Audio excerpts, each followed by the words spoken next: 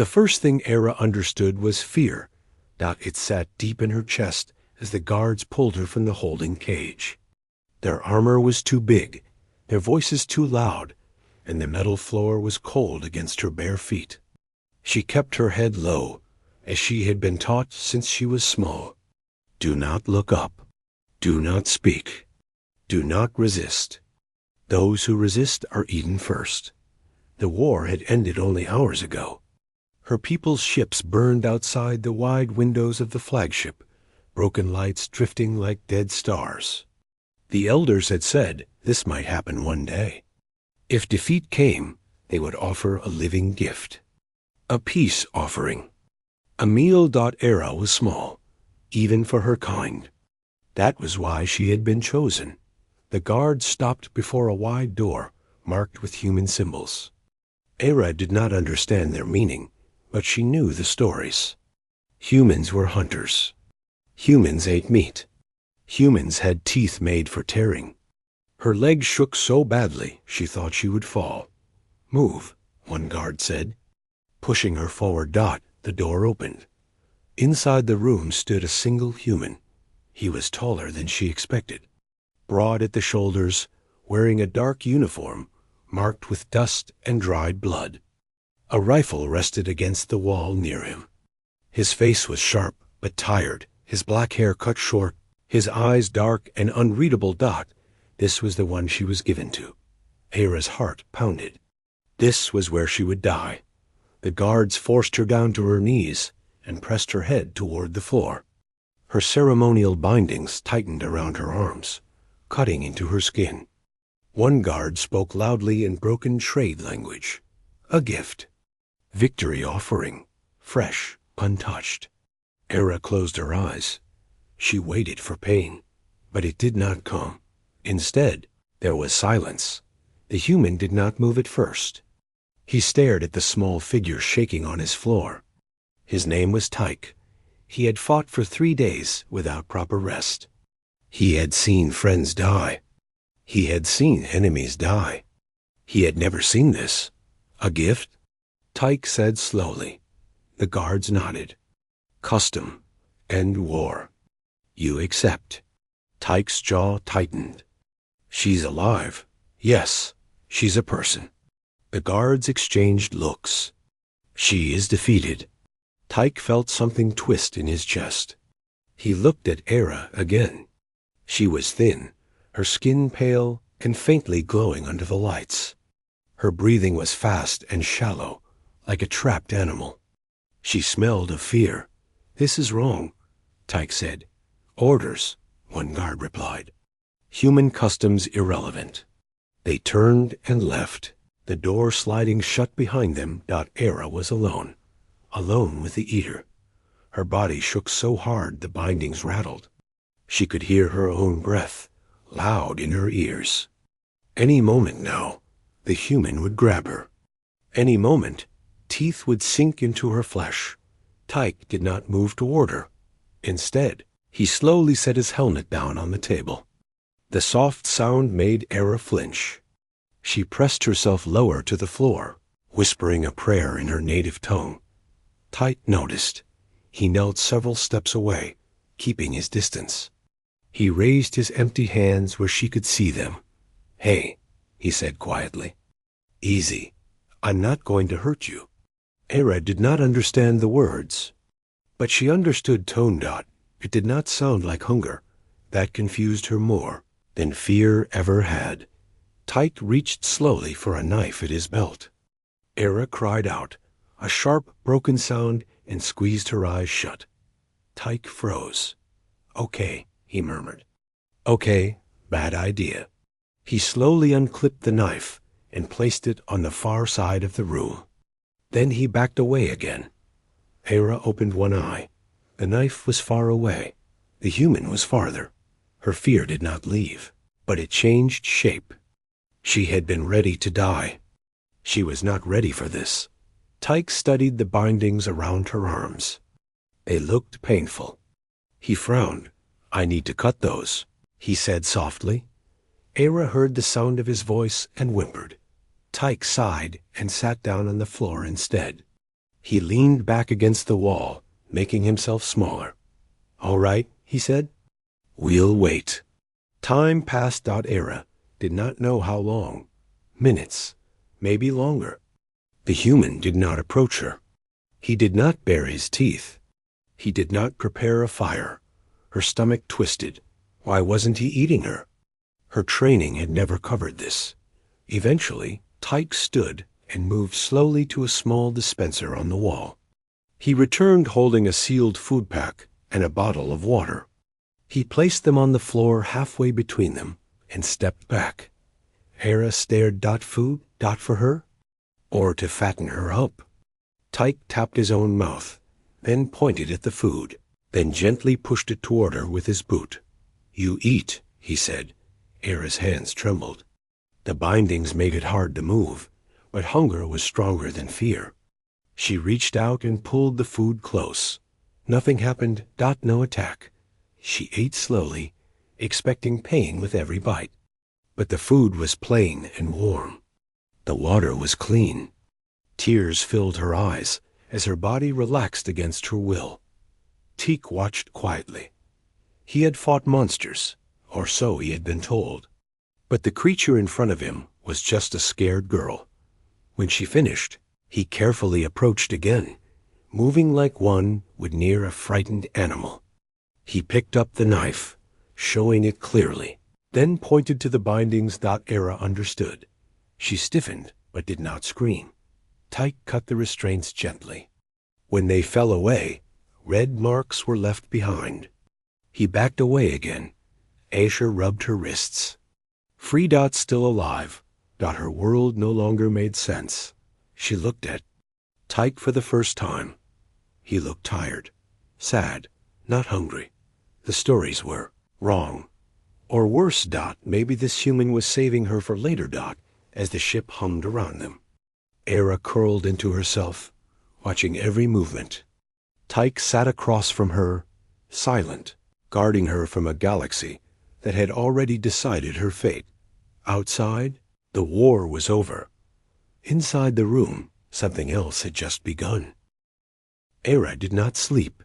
She sat curled against the wall, knees pulled tight to her chest, watching the human with wide eyes. Every time he moved, her body tensed. Every breath he took felt loud in the quiet room. Tyke noticed. He lay on the floor near the door, his back against the metal, his boots still on. He kept his hands folded on his chest, far from his weapon. His eyes were open, but he did not stare at her. He looked at the ceiling instead. He wanted her to feel safe, but safety was not something Era understood anymore. Back on her homeworld, fear had been simple. You feared the enemy. You feared hunger. You feared punishment. This fear was different. It was confusing. It had no shape. The human had not hurt her. That made him dangerous in a new way. When the ship lights dimmed, signaling rest hours, Era flinched. Darkness meant death to her people. Darkness meant hunters. Tyke sat up slowly. "It's just night cycle," he said softly. Though he knew she could not understand, Era pressed herself tighter against the wall, her fingers digging into her arms. Her skin pulsed faintly with stress light, a soft glow she could not control. Tyke saw it. He reached for the wall panel and increased the room lighting slightly, leaving it dim but not dark. Then he stepped back. Era blinked. The darkness did not come. She tilted her head, confused. Tyke gave a small nod, as if that settled something. He lay back down. Hours passed. At some point, exhaustion took Era without warning. Her body sagged, and her eyes closed. She dreamed of teeth. When she woke, she was still alive. The room smelled different, warm, like cooked grain and clean water. Tyke was standing near the dispenser again, preparing food. Era's heart jumped. Morning feeding. That was what her people called it when captives were prepared. She stood quickly, backing away until her shoulders hit the wall. Tyke turned at the sound. He froze. "It's okay," he said, keeping his voice calm. I'm making breakfast. Era did not know the word, but she knew food. He placed a tray on the floor again, farther away this time. It held soft bread, protein paste, and fruit slices. He stepped back and sat down. Era waited. Nothing happened. Her hunger won. She moved slowly, every step careful. When she reached the tray, she grabbed food and retreated again, eating with quick, nervous bites. Tyke watched without comment. He noticed the way she kept glancing at his teeth. That hurt more than he expected. After she finished, Tyke stood and stretched. He moved to a small locker and pulled out a clean blanket. He folded it neatly and placed it near her. "For you," he said. Era stared at the blanket. Soft. Things were rare in cages. She touched it with one finger. It did not bite. She wrapped it around herself and sat down, still watching him. Later, a soft chime sounded at the door. Era panicked. Her breathing went wild as she scrambled backward, claws scraping the floor. Her mind filled with images of guards, chains, knives. Tyke moved instantly. He stepped between her and the door, raising one hand. "Stop," he said firmly. The door opened anyway. A human officer stood outside, tall and sharp-eyed. His name badge read Jun. He looked past Tyke and saw Era. His expression changed. "What is that?" Jun asked. "She's a person," Tyke replied. Jun frowned. "You accepted a tribute?" "I didn't accept anything," Tyke said. "They left her here." Chun's gaze hardened. "Command will want her moved. Research. Questioning." Era understood none of the words, but she understood tone. Her fear returned full force. Tyke clenched his jaw. "She's terrified." "She's not a weapon." Jun sighed. "Tyke, this is bigger than you." Tyke took a slow breath. "Not to her." Silence filled the doorway. Jun looked at Era again. She was shaking, wrapped in a blanket too big for her. Eyes locked on Tyke like he was the only solid thing left in the universe. Jun looked away first. "I'll report," he said. "But don't get attached." The door closed. Era collapsed to the floor, her legs giving out. She pressed her face into the blanket, making a small, broken sound. Tyke knelt beside her, close enough now that she could feel his warmth, but not touching. "You're okay," he said softly. "I won't let them hurt you." She did not understand the words, but she understood the promise. Over the next days, routines formed. Tyke brought food, clean water. He cleaned the room. He kept his weapon locked away. He spoke to her even though she could not answer. Era listened. His voice became familiar. Safe. She learned the sound of his steps, the meaning of his gestures. When he pointed to himself and said, "Tyke." When? He pointed to her and waited. She hesitated. Then tapped her chest. "Era." She whispered. Taek. Smiled. It was the first time she saw his teeth without fear. Later, Tyke brought a small translation device. It buzzed and crackled, struggling to match her language.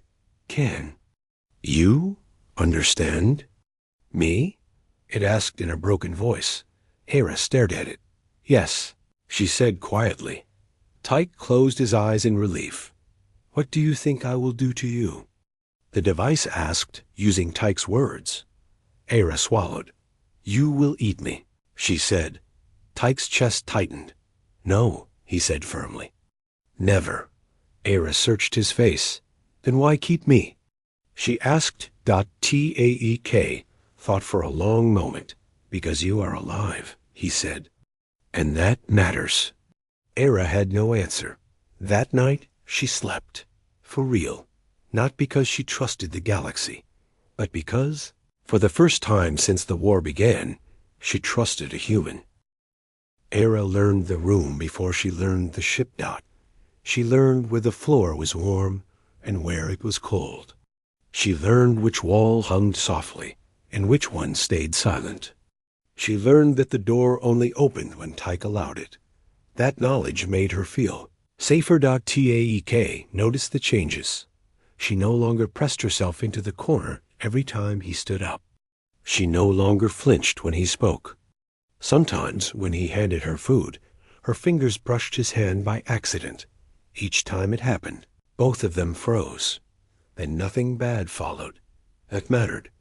The translation device improved slowly.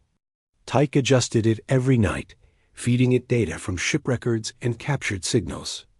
The voice it produced was still rough, but clearer than before. Era sat across from him on the floor as he worked, her blanket wrapped around her shoulders. Why? Human fight?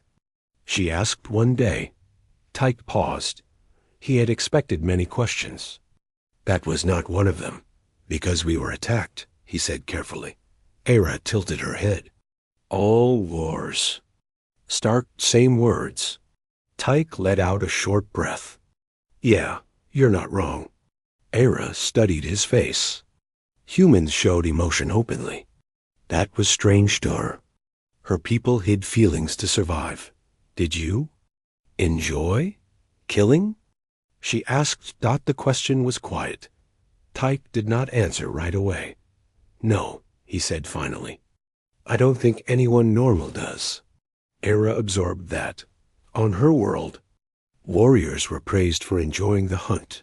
That night, Tyke brought her something new. Clothes. Simple human clothes. Adjusted roughly to fit her smaller frame. Soft fabric. No bindings. No marks of ownership. Era stared at them. For me? She asked. Yes, Tyke said. You shouldn't have to wear nothing. She accepted them with shaking hands. Changing in front of another was shameful to her people. She turned away, facing the wall. Tyke respected that without being told. When she turned back, the clothes hung loose, but they were warm. She looked like a person, not an offering. Days passed. Tyke began letting her walk the short hallway outside the room, always with him nearby. The ship was huge. Metal stretched in every direction. Humans moved through it with purpose, nodding to Tyke. Sometimes glancing at Era. Some looked curious. Some looked uncomfortable. None tried to touch her. That surprised her most of all. One soldier whispered, "Is that the tribute?" Tyke stopped walking. "She has a name," he said flatly. The soldier flushed and walked away. Era felt something warm bloom in her chest. Later, they passed a viewing window. Era froze. Beyond the glass, space stretched endless and dark. Broken ships still drifted there, silent and ruined. That's my people, she whispered. Taek said nothing. He stood beside her, close but not touching. I'm sorry, he said at last. Era hugged her arms around herself. So am I, she replied. That night, Era dreamed again, but this time, the dream was different. She dreamed she was back in her village, small and quiet. Hunters came from the sky. She ran. Then a human stood between her and the fire. When she woke, she found tears on her face. Tyke was sitting nearby, cleaning his gear. You cry, the translator said softly. Era wiped her eyes, embarrassed. Bad dreams. Tyke nodded. Me too. She hesitated. Do humans dream of eating? She asked. Taek blinked. Then he laughed. It was sudden and sharp, but not cruel. No, he said, still smiling a little. We dream of home. Home? People we miss. Places we want to go back to. Era had not thought about home since the war ended. Her chest tightened. Can I go home? She asked quietly. Tyke's smile faded. I don't know, he said honestly. That answer hurt. The next day, command called Tyke in. Era waited alone in the room, fear creeping back into her bones. Every sound outside made her jump. When Tyke returned, His face was hard. They want to move you, he said. Era stood so fast she nearly fell. Move. Where? Research sector. They say they want to learn about your species. Era shook her head violently. They will cut me. Tyke knelt in front of her. I won't let that happen. You are soldier, she said. They are command. Tyke looked tired. They don't own you, he said. No one does. But they owned me before, Era whispered. Tyke's fists clenched. Not anymore. That night, alarms echoed faintly through the ship as systems shifted for jump travel. The ship was preparing to leave the war zone. Era sat awake. Tyke, she said. Yes? Why did you not eat me? The question hung in the air. Taek thought carefully. Because eating you would make me less human, he said. Era frowned. I thought eating enemies makes you strong. Tyke shook his head. No, choosing not to does. Era stared at him. Her people believed strength came from fear. Humans believed it came from restraint. Ship shuddered as it entered faster than light travel. Era reached out without thinking and grabbed Tyke's sleeve. He did not pull away. I am scared, she admitted. No, he said. Will you stay? Tyke met her eyes. Yes, he said. I will. Era loosened her grip, embarrassed. But relief flooded her. For the first time, she allowed herself to believe something impossible. That maybe the stories were wrong. And maybe the human was not keeping her alive to eat her later. Maybe he was keeping her alive because, to him, her life mattered. The ship did not feel safe anymore. Era sensed it before anything was said. The air felt tighter. Human voices outside the room sounded sharper, faster.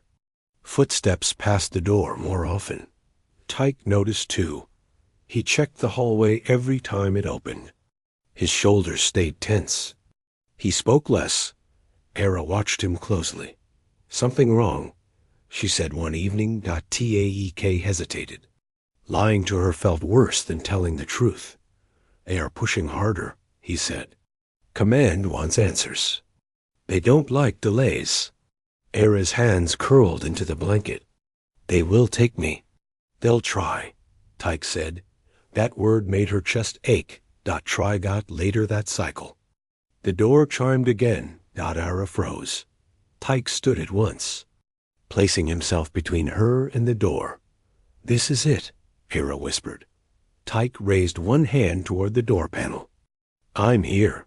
The door slid open. 3 humans stood outside. 1 officer. 2 armed guards. The officer was a woman with short hair and cold eyes. Her name badge read Hana. Step aside, Soldier Tyke, Hana said. We are here for the alien. Era's breath came fast and shallow. Her skin glowed bright with fear. She has a name, Tyke replied. Era. Hana's expression did not change. This is not a debate. Tyke did not move. She is not property, he said. She is not a weapon. She is a civilian. She is a resource, Hana said. Your personal feelings are irrelevant. Era understood enough. Resource meant object. It meant cage. She stepped back, shaking her head. No, she said. Please. Hana glanced at her, then back to Tyke. Move. Tyke felt his heart pound. Every rule he had ever followed stood in front of him now. No, he said. The guards shifted, their grips on their weapons. Era's vision blurred.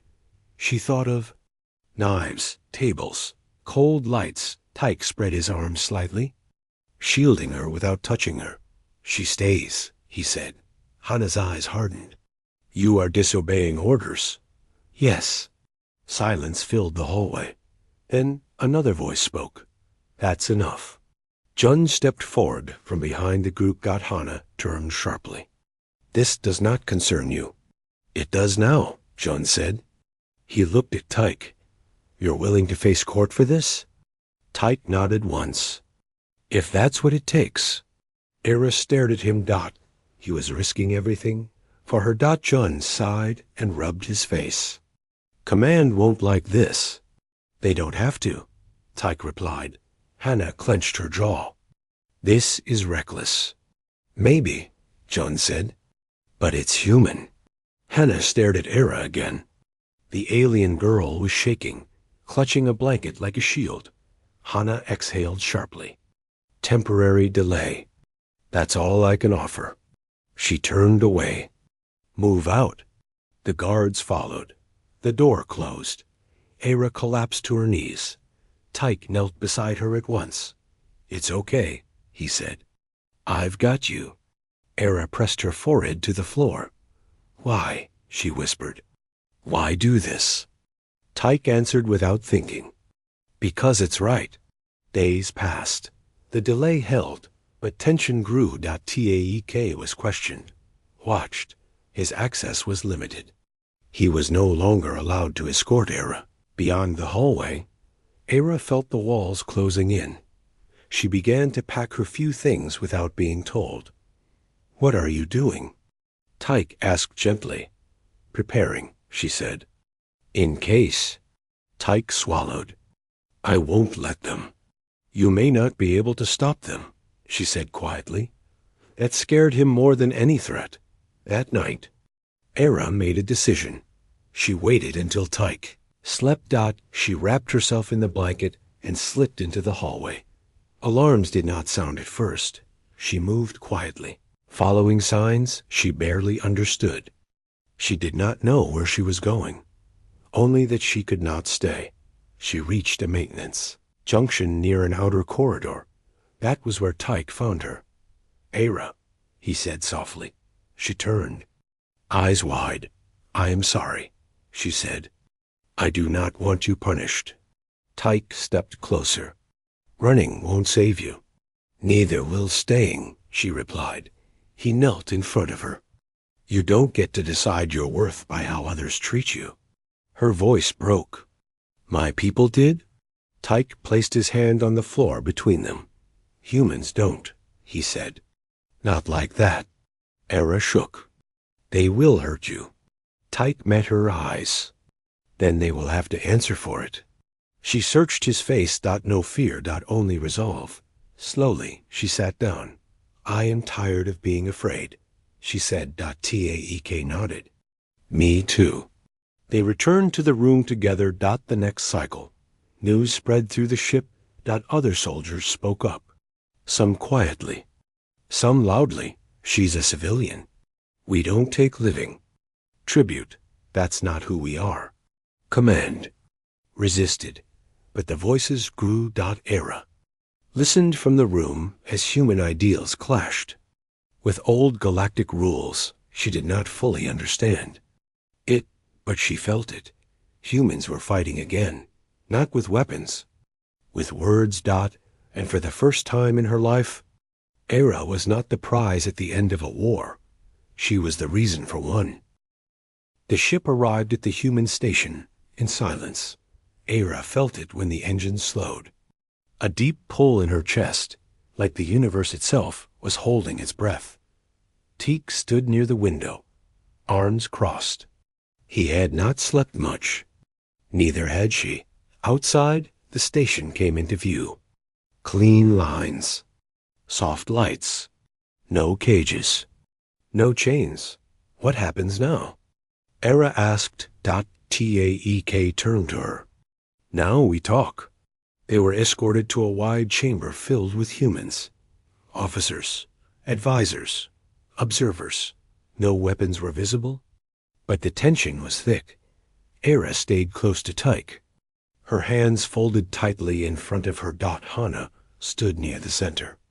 Jun was there too. The room quieted. Hannah spoke first. State your case, Soldier Tyke. Tyke took a breath. Era is a civilian. She was given to me as a living tribute. I refused it. Murmurs spread through the room. Galactic law allows it, one advisor said. Human law does not, Tyke replied. Hannah raised an eyebrow. And why should human law matter here? Tyke looked around the room. Because we are human. Silence followed. Hera felt her knees shake. Chun stepped forward. Humans once accepted slavery. We once treated people as objects. We decided that was wrong. Another officer spoke. This could start conflict. It already did, Jun said. Inside us. Hera did not understand every word, but she understood the weight. Hana turned to Hera. Do you wish to speak? Hera froze. Tyke gave her a small nod. Hera stepped forward slowly. I was told humans eat the defeated, she said, her voice trembling but clear. I was told I would die. She looked around the room. I am still alive. The room stayed quiet. I was not spared because I was useful, she continued. I was spared because one human said my life mattered. Her eyes filled with tears. If you take me, she said, you prove my people right. If you don't, you prove them wrong. She bowed her head. No one spoke for a long moment, and Hannah exhaled. Galactic customs are built on fear, she said slowly. Human customs are built on choice. She looked at Tyke. You chose. She looked at Hera. So will we. Hannah turned to the room. Hera is granted asylum under human protection. A breath Hera did not know she was holding finally escaped. Tyke's shoulders sagged with relief. News spread fast across the station, across human space, across the wider galaxy. Humans refuse living. Tribute. Humans reject ownership. Of sentient beings, humans protect the defeated. Some species were confused. Some were angry. Some were afraid. Hera moved into a small living space near the station's garden ring. There were real plants there. Living green things. She spent hours touching leaves, feeling life that was not afraid. Taek visited often. You don't have to stay, he told her one day. You can choose. Hera looked at the open doorway. I know, she said. That is why I stay. She began learning human language properly. She learned human history. The good and the bad. She learned humans were not perfect. They were just trying. One day, a message arrived from her people. They had heard the news. They were afraid, but they were also hopeful. Hera stared at the screen for a long time. They want to talk, she said. Taek smiled. That's how it starts. Months passed. Hera stood before a group of mixed species, speaking calmly. Humans did not win because they are cruel, she said. They won because they stop when they can. The room listened. Fear built our old galaxy, she continued. Choice will build the next. Afterward, she walked with Tyke through the station. Do humans fear anything? She asked. Taek thought. Yeah, becoming monsters. Hera nodded. You are not. Tyke laughed softly. Some days I'm not so sure. Hera looked out at the stars. She remembered the cage. The fear. Stories. They had all been wrong. Humans were not feared because they ate their enemies. They were feared because they did not, and because they taught others they did not have to either. Hera rested her hand against the glass. For the first time, the galaxy felt wide, not like a hunting ground, but like a home.